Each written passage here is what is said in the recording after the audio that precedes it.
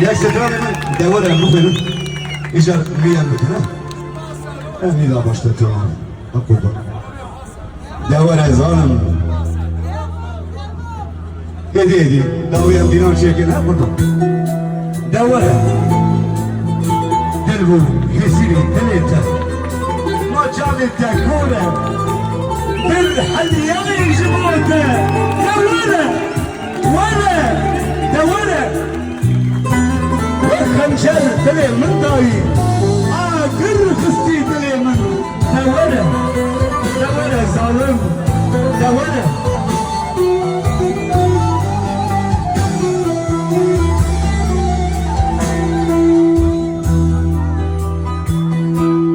تو اسمري دلالي تو دلي البر ايشانتي تو نهاتي الخيدي تو بلای سریم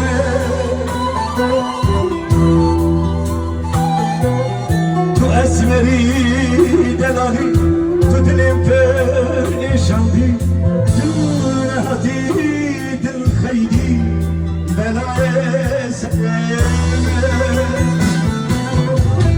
دوانی سریم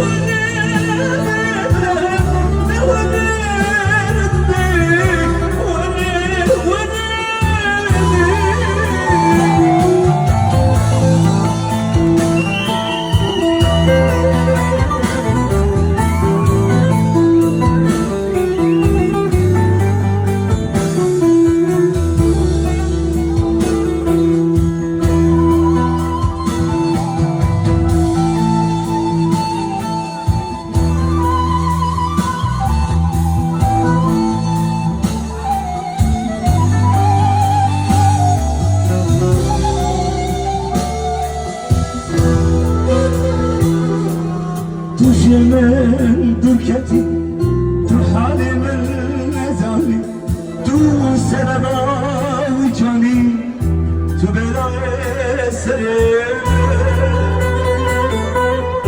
تو من دركتي تو حالي نزالي تو سلبا وجاني تو بلاي سرير ظالم دوره خاين دوره ببخت دوره دلالين ولا اسبربان ولا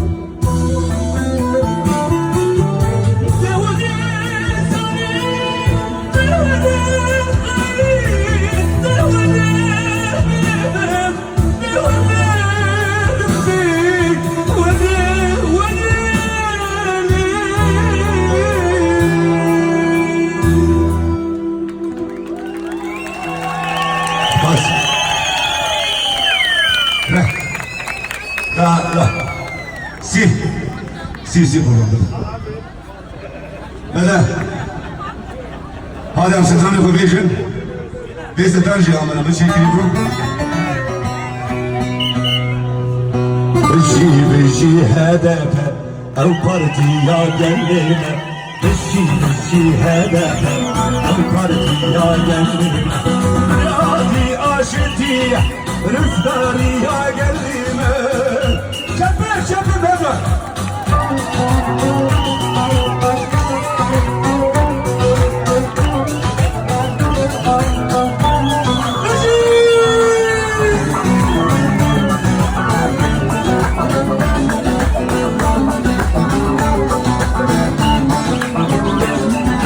Haklarım kardeşliği, insanlığın güneşi. Haklarım kardeşliği, insanlığın güneşi. Dillerin birliği, sen çok yaşa HDP. Dillerin birliği, sen çok yaşa HDP. Bişi HDP, ev partiye gelme. Bişi HDP, ev partiye gelme. Radi aşitiye, rızkariye gelme. Bas.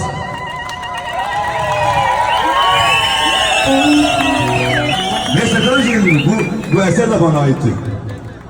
Beni bana ne yapmadın bilirsin. Efendim keş.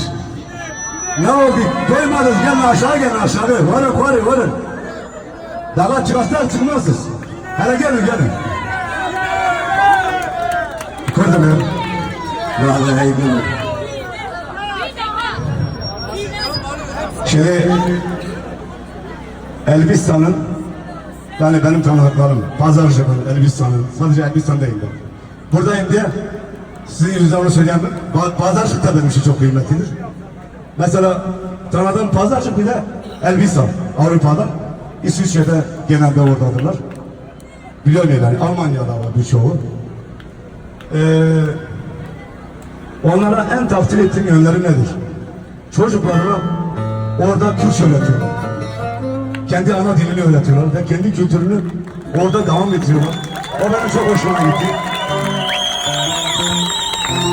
Bir de İç Anadolu'da da öyledir. İç Anadolu mesela işte Haymana, Bağla, Kırşehir, Aksaray köyleri. Ama bizim taraflar mesela biz biraz Diyarbakır'a doğru git. Vallahi çocuklarımız doğru Kürtçe bilmiyor. Bu aslında bizler için bir ayıptır yani. Tabii Diyarbakır hani bir serhattandır yani, o ayrı bir şey. Ben Ahmetliyim, bizim geri vitesimiz de yok.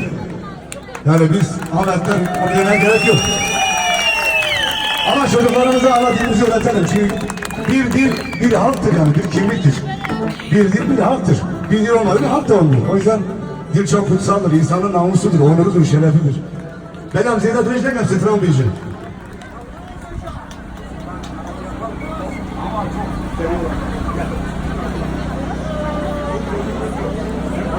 Gel kuzuna al bakayım daha önce ya. Çık bakayım.